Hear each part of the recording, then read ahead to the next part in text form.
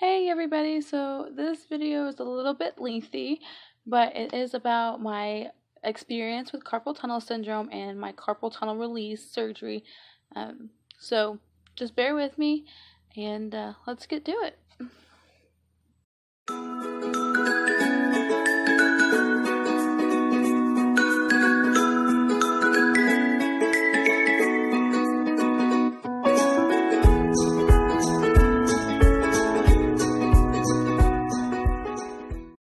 Hey everybody, so I've been putting this video off for a little bit, but I've been telling myself like almost daily that I need to put it out there. I need to just record it so I can put it out there. So most of you guys know that carpal tunnel has basically taken over my life for the last couple months, actually about the last 5 or 6 months. So a lot of my daily activities revolved around it and managing it. I know some people start getting carpal tunnel symptoms when they're pregnant. I did not have that. Thankfully. However, I did start to develop it after taking my current job. And because of a whole battle with the work comp doctor who said I hadn't been there long enough for it to be caused by work, I ended up having to pay for this surgery out of my own pocket. Thankfully, my insurance has kicked in since then, and it's not as bad as it could be financially. So, the first time I went and I seen a doctor, it was down in Springdale with the occupational doctors that our facility uses, and he gave me some braces to wear at night. He basically told them, hey, this is caused by her job, but we're considering it new job soreness and not carpal tunnel, which he didn't even test for carpal tunnel to see if that was what it was. He just kind of, said, hey, this is what we're going to treat it as, and come back in a month. So during that time, I was on light duty,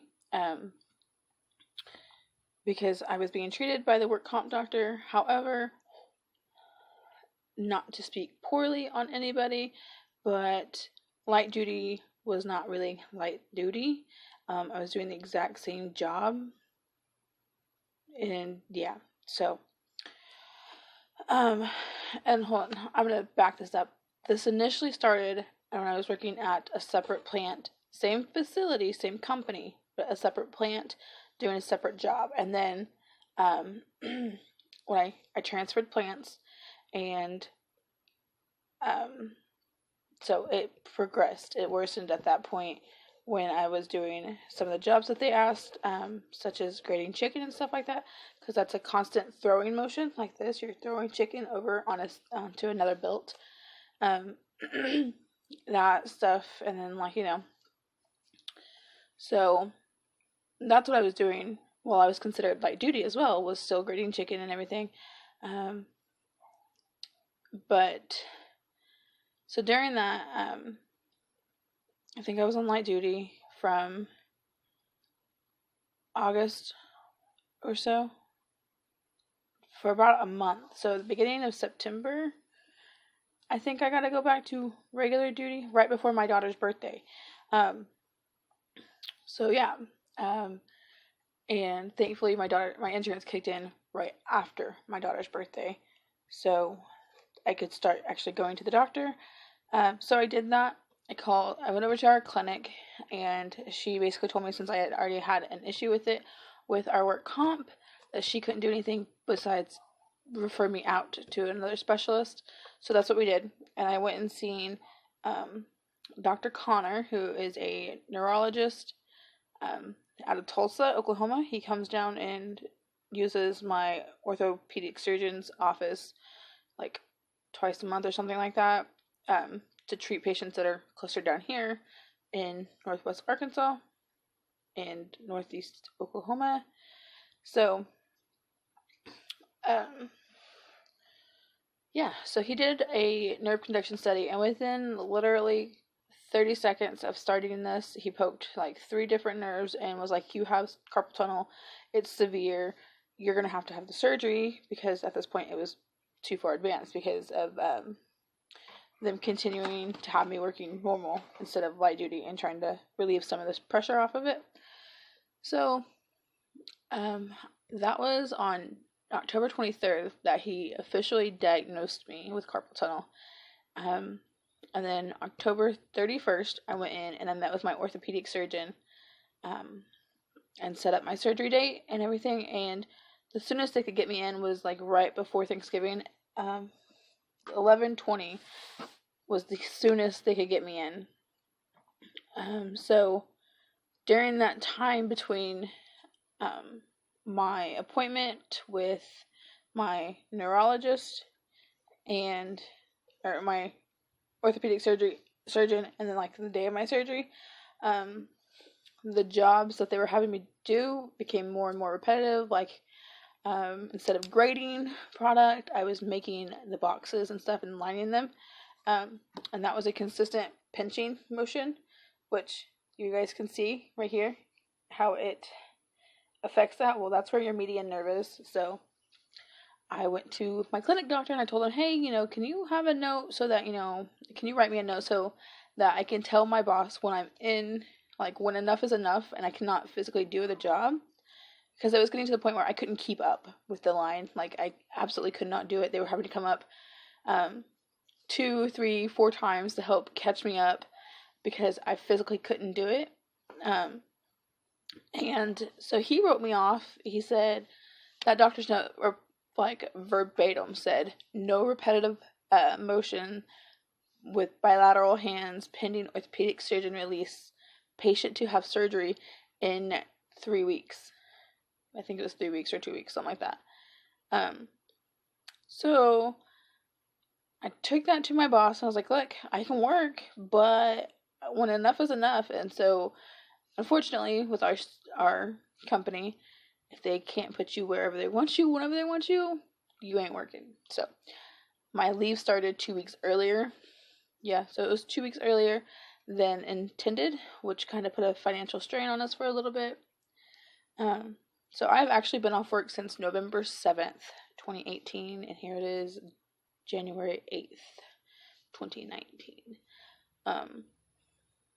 Thankfully, I have short-term disability, and I get that weekly, so it helps, but it's not my full income. Like, I was making quite a bit because you were almost guaranteed a couple hours of overtime, plus they have a bonus incentive for, like, your attendance and stuff, so I was bringing home, like, $500 a week, and your short-term disability only counts 60% of your actual income. So no attendance bonus, no overtime, nothing like that. It's like straight 40, and you only get 60% of that straight 40.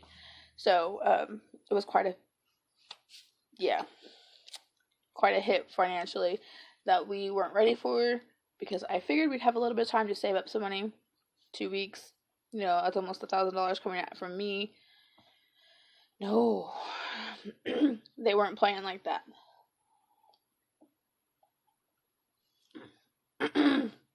Okay, so during that time, my best bet was just to cope with it.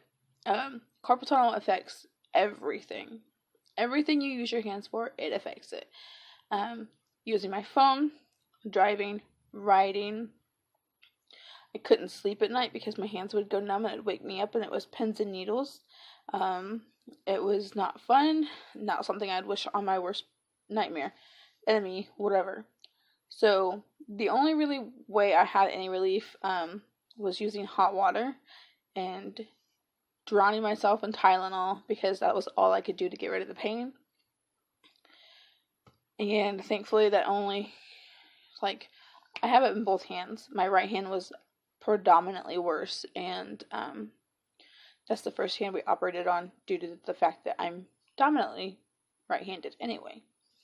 So I made it through that 2 weeks by keeping myself busy, so I wouldn't have I try not to think about it, so I'd stay busy, constantly busy. Anyway, so my pre-op appointment came, and when they put me off in the beginning of November, I even tried to see if I could schedule, like, move my surgery up faster, and they, like, couldn't do it. So, yeah. Because I didn't want to miss that much work. Anyway, so then comes my pre-op appointment. And yes, I have, like, a little timeline and stuff right here that I'm going off of because I have crap memory. But I can remember the gist of stuff. Anyway, so my pre-op appointment, I went in, and the nurse basically broke down all of my cost, what procedures I needed to take before I got there, which is, like, no eating, no drinking after midnight. I had to wash with an antibacterial called Hibiclens. Yeah, Hibiclens. Anyway, so I had to wash with that before I came in for my surgery, and I couldn't have any lotions or oils or anything like that. So, sorry for that abrupt stop right there. I gotta get back to where I was. My insurance guy just called me about my short-term disability check. So, the day of my operation, I went in. I was scheduled to be there at 8. I needed to be there by 7 for all my pre-op stuff. Oh, and at my pre-op appointment with the nurse, she drew blood and went over, like, all my medical history and stuff like that, the typical stuff that they do before you're going in for surgery. So that was that. She gave me the cost, she gave me Hibiclens and blood work. Yeah. Anyway, so the morning of my surgery, I was scheduled to be there at 7, which I live an hour away from the hospital, so I had to leave at 6. Which was not fun because Addie and Addie's babysitter went with me. So imagine having to drag a 1-year-old out at 5:30 in the morning, and then she had to sit there, like, well, having to wake her up at 5:30 and then having to leave at 6 o'clock to get there on time. Anyway, so she wasn't having it. She was not very happy, but I packed her plenty of snacks even though I couldn't eat, and that kid had no problem eating in front of me while mommy was sitting there hungry as hell. Anyway, so I got there. I did all the blood, like, I want to say they drew blood, but I can't really remember. But they put 2 IVs in me. They also they shaved my arm too, which now it's starting to grow back and it's all weird. Anyway, they shaved my arm. They did 2 IVs. We went over the protocol, and I met with the anesthesiologist. So I was scheduled to be in surgery at 8 o'clock, but I really didn't hit surgery until almost 9. And when I got back there, it was literally a 20-minute procedure, and I was back out. Most of the time was me waking up from the anesthesia. There we go. Sorry, I'm also eating popcorn. Don't hate. Okay. Anyway, so I came out around 9 something, and we ended up leaving the hospital about noon, 11:30 noonish, and that's because I couldn't wake up very well. Like, I was super tired. And then, yeah, so that was that. That was my surgery. I was wrapped in a cast, a soft cast, and I want to say 4 or 5 stitches. And I was obviously ordered to leave that cast on for 2 weeks, not get it wet.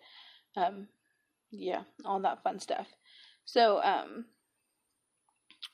that's when the fun began. Like, learning how to drive left-handed, dress yourself one-handed, raise a toddler one-handed, changing diapers, putting her own socks and shoes on because I couldn't get my own on. So, I mean, it was hard enough for me to dress myself, let alone dress her.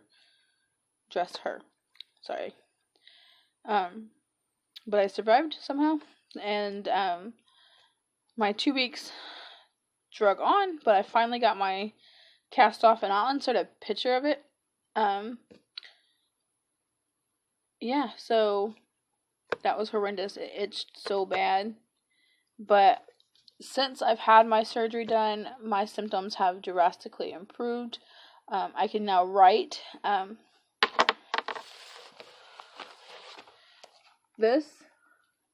Writing this much would have not happened before that surgery, I probably would have gotten to like right about here and been in tears. Honestly, I had to do a report at work and I couldn't write it because I was in tears. I was crying. I was shaking. Like, and that's when the nurse at the facility was like, hey, she needs to go see the doctor. And that's how all that happened. But still, yeah. Things have drastically improved. I'm still very weak with my hand. Putting pressure on it to like push my weight up, which obviously I'm heavy set, so I mean that's already quite a bit of weight. It still hurts. It's very tender, but it's a matter of regaining the strength. Dr. Trimble, which is my surgeon, recommended that I use a stress ball to work on squeezing it and tightening that muscle up. And this is what we're looking like. Well, here we are at 7 weeks post-op. So it's fabulous. It's healed closed. I don't think I'll have much of a scar, to be honest, except for like right here, this little bitty spot, which that spot took the longest for it to heal, and so I kind of expected it would scar over. But for the most part, my surgery has done me wonders. I can write. I can use my phone now for longer than like 2 minutes with my hand, without my hand going completely numb.